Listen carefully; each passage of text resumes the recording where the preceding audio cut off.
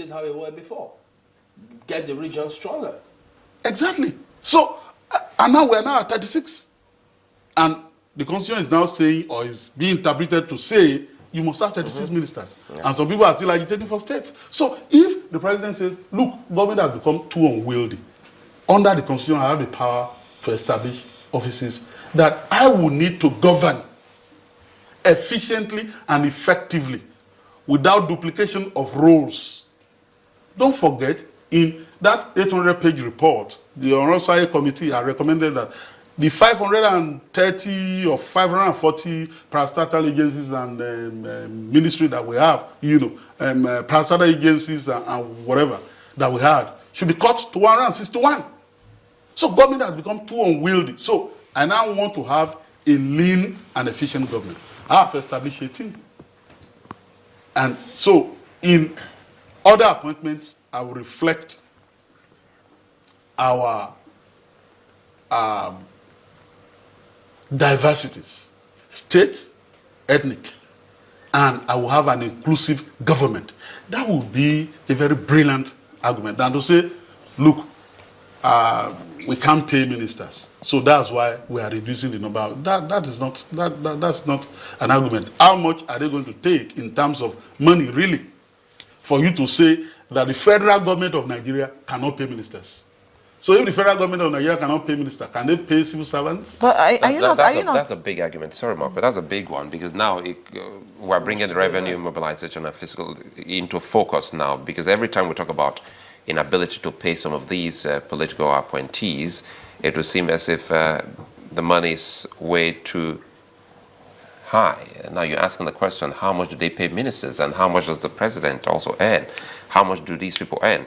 Time for us to also go back to these agency and ask for, perhaps maybe that will help us when people say, I'm ready to take to do it pro bono, serving the country pro bono, then you understand what this is about. That media report that talked about ministerial, they are no longer nominees. Minister designates. They are designates. Some of them being quoted to say that they wanted to sacrifice for Nigeria and all that. I said, what kind of thing is this? I thought that the drama had ended during the screening, as you said. But this, a continuation of the drama. How can you say in this country today that, yes, you're ready to work for free as minister, given the kind of schism that had governed these processes of selecting people, how long it had taken, and the recrimination within this party that we knew about? People may not be saying it because they want to paper over this. The recrimination so that this had generated. They're not fighting to serve the country. People want to. We want to assume that people are patriotic. But I'll say that politicians in this climate are not necessarily leaders. Look, I met with the governor. And we are three in that meeting who told me that a governor does not need to steal money. And I took that seriously. He said that whether I didn't end up stealing money, your guess is as good as mine. But he says so. And why a governor does not need to steal money, I'm just talking about the governor, is that you there, your expenses are paid for. You are... have you visited the State House before?